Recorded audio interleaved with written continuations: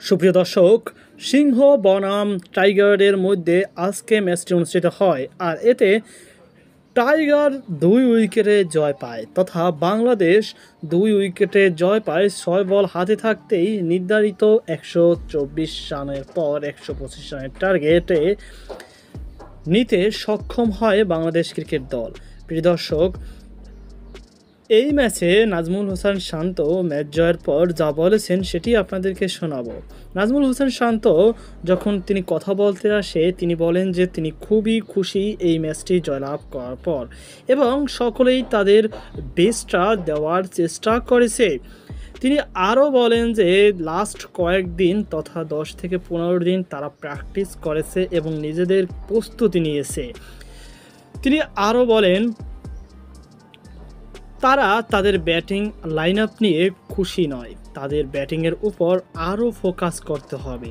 তিনি বিশেষভাবে উল্লেখ করেন লিটন কুমার দাস যিনি অফ ফর্মে ছিল তিনি ফর্মে এসেছে এবং একটি ভালো পার্টনারশিপ গড়েছেন তাওহিদ হৃদয়ের সাথে, যা ছিল অত্যন্ত প্রশংসনীয়। আর তার ফর্ম আর ফিরে আসা বাংলাদেশ ক্রিকেটের জন্য অত্যন্ত শুভজনক।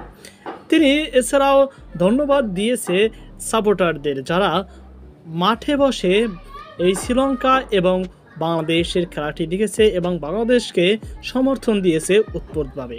প্রিয় দর্শক, প্রথমে ব্যাট করতে নেমে শ্রীলঙ্কা সংগ্রহ করে ১২৪ রান। শ্রীলঙ্কার হয়ে সর্বোচ্চ রান করেন পি নিশানাকা।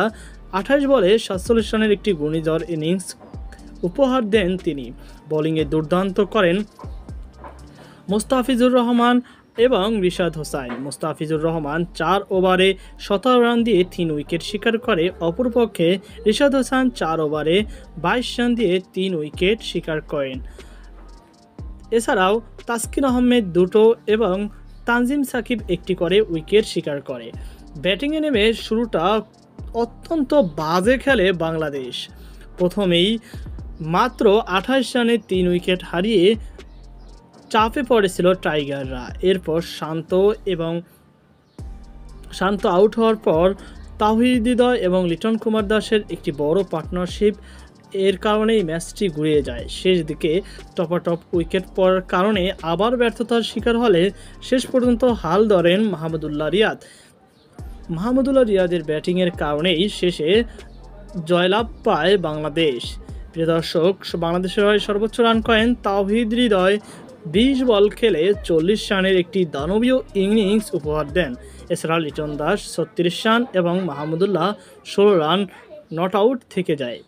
তো প্রিয় দর্শক, বাংলাদেশের খেলাটি আজকে কেমন উপভোগ করেছেন অবশ্যই কমেন্টে জানাবেন। সকল ভালো থাকুন, আল্লাহ হাফেজ।